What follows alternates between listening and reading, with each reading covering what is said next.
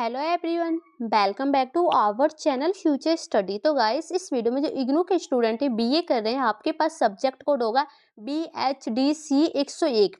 ये हिंदी का आपका सब्जेक्ट है, हिंदी साहित्य का इतिहास रीतिकाल। ठीक है, जिन भी स्टूडेंट के पास ये सब्जेक्ट कोड है तो आपके लिए most important question with answer हम लेके आए हैं। इसके अकॉर्डिंग आपके पेपर में क्वेश्चन जरूर पूछे जाएंगे।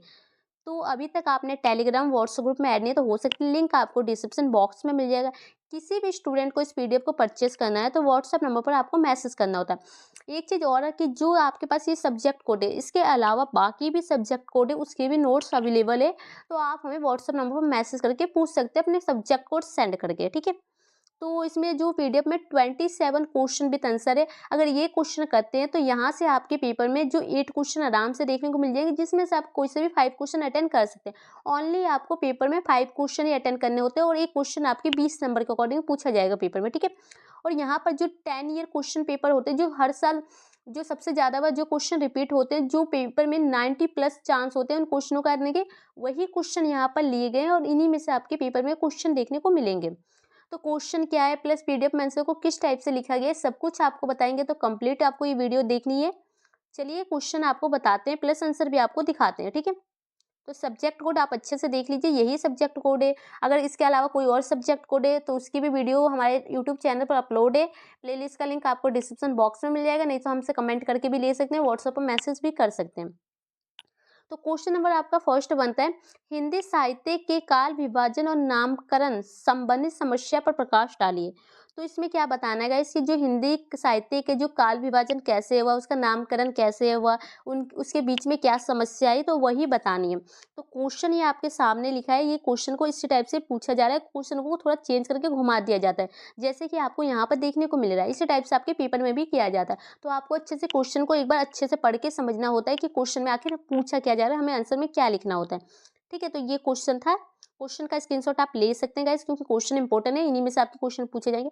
तो आंसर में सबसे पहले आपको परिचय लिखना होगा। फिर ये देखिए, हिंदी साहित्य के काल विभाजन के प्रयास की क्या क्या उनके प्रयास किए गए थे, तो ये इसके पॉइंट है। ठीक है, फिर इसके बाद आपका हिंदी साहित्य की काल विभाजन और नामकरण की समस्या, कि अब उसमें समस्या क्या क्या आई थी, कि क्या क्या प्रॉब्लम हुई थी उस समय, तो ये उसकी समस्या के पॉइंट है।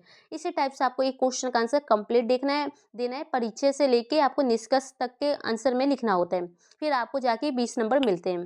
ठीक है, और एक चीज़ और, आपको पॉइंट में आंसर लिखना होता है, जैसे कि हमने इस पीडीएफ में लिखा है, पॉइंट में आंसर लिखते हैं तो नंबर अच्छे मिलते हैं। अगर वहीं पर आप पैराग्राफ टाइप में थोड़ा नंबर आंसर लिखते हैं तो आपके थोड़े नंबर कम हो जाते हैं। तो ये चीज़ का भी आपको ध्यान रखना है। क्वेश्चन नंबर आप सेकंड देख सकते हैं, अपभ्रंश के उद्भव और विकास पर प्रकाश डालिए।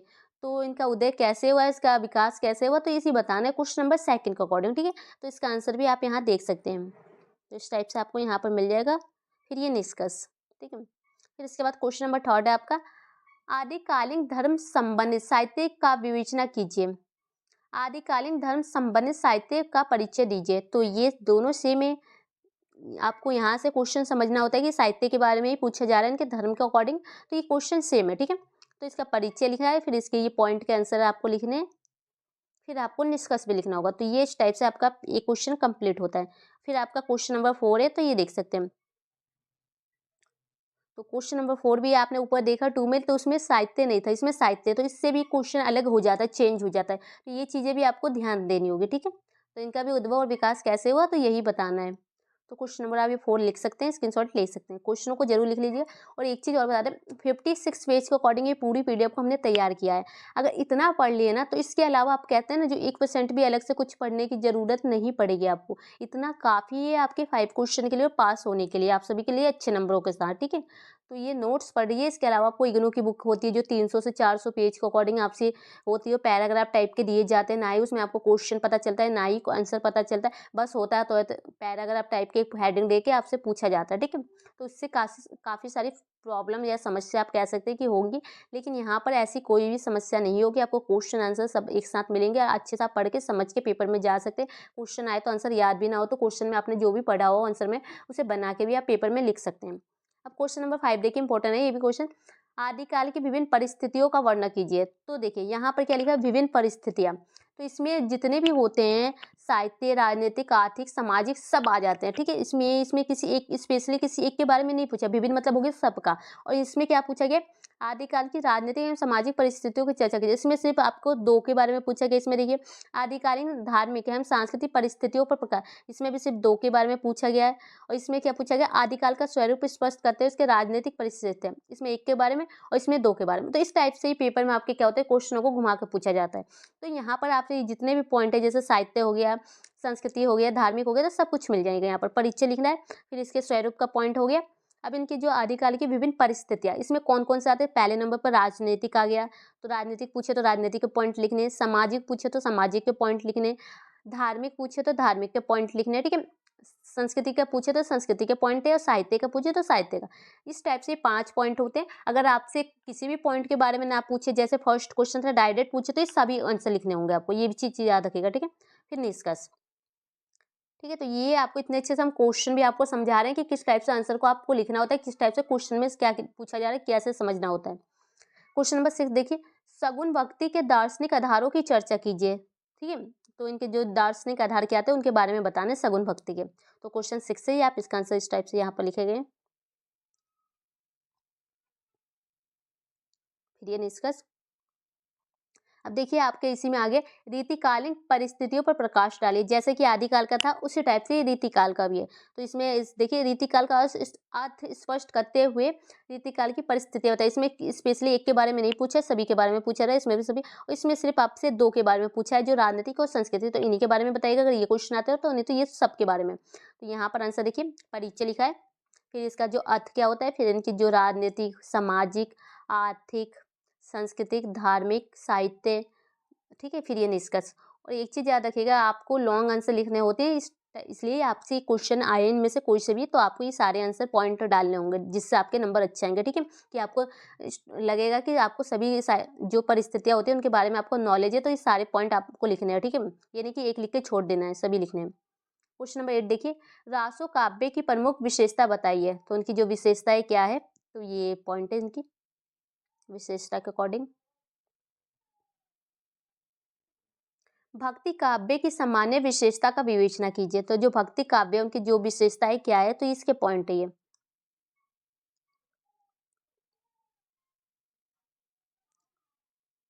रीतिवत कवियों के वर्ण विषय का उदाहरण सहित विवेचना कीजिए। क्वेश्चन नंबर आपका 10 है।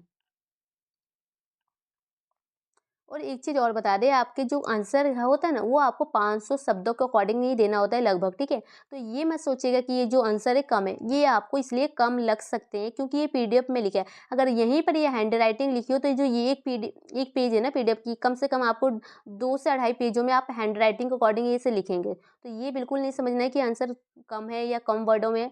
आपको डाउट है तो वर्ड के अकॉर्डिंग एक लाइन में कम से कम 10 वर्ड आ जाते हैं, तो इस टाइप से आप लाइनिंग भी देख सकते हैं। ठीक है, तो ये आंसर फुल होते हैं 20 मार्क्स के अकॉर्डिंग। तो क्वेश्चन नंबर 11 भी देख सकते हैं, ये भी इंपॉर्टेंट क्वेश्चन है, आपके पेपर में पूछा जा सकता है। इन्हीं में से मैक्सिमम आपके क्वेश्चन आएंगे, आप एक बार पेपर दे के देखिए, क्वेश्चन मिला के देखिए। क्वेश्चन नंबर 11 का स्क्रीनशॉट आप ले सकते हैं। ठीक है,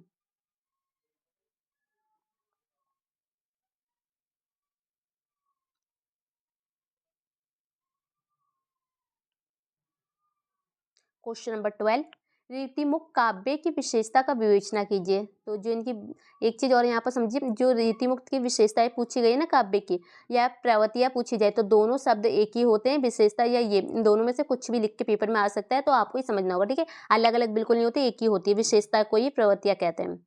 ठीक है, तो ये इसका आंसर है।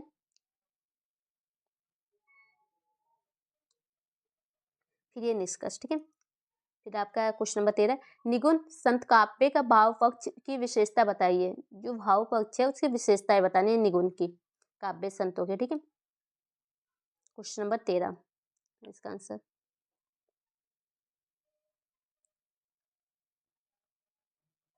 हिंदी में सगुन राम काव्य परंपरा का परिचय दीजिए। तो क्वेश्चन नंबर 14 स्क्रीनशॉट ले सकते हैं। हिंदी में सगुन राम काव्य परंपरा की विशेषता पर प्रकाश डालिए।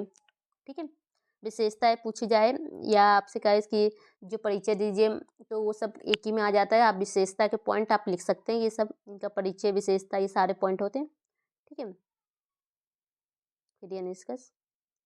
क्वेश्चन नंबर 15 देखिए, भक्ति काल के उदय के कारण पर प्रकाश डालिए। तो जो भक्ति काल है उसका उदय कैसे हुआ, उसमें क्या क्या कारण थे, तो उसके बारे में आपको बताना है क्वेश्चन नंबर 15 में।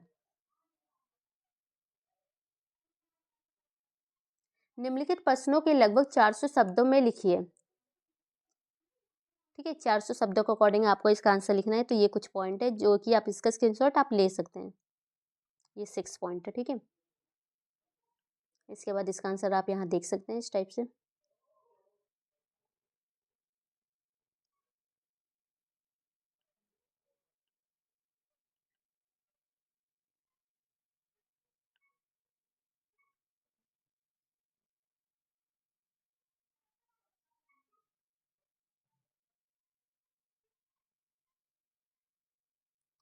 तो नेक्स्ट क्वेश्चन आपका बनता है क्वेश्चन नंबर 17, रीति सिद्ध कवियों के वन विषय पर प्रकाश डालिए। क्वेश्चन नंबर 17 है। ठीक है, तो गाइस आपको आंसर पीडीएफ में पता चली गया है किस टाइप से। तो क्वेश्चन को 2-4 बचे हैं, वो आपको क्वेश्चन जल्दी से हम दिखा देते हैं। ठीक है, आधुनिक काल तथा उसके विभिन्न उपखंडों के नामकरण संबंधित विवाद पर विचार कीजिए। क्वेश्चन नंबर आपका 18।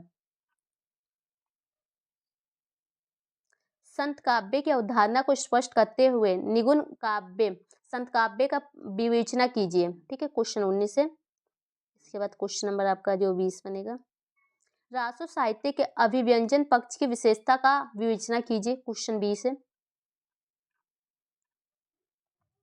रीतिमुक्त काव्यधारा के प्रमुख कवियों का परिचय दीजिए। Question number 21।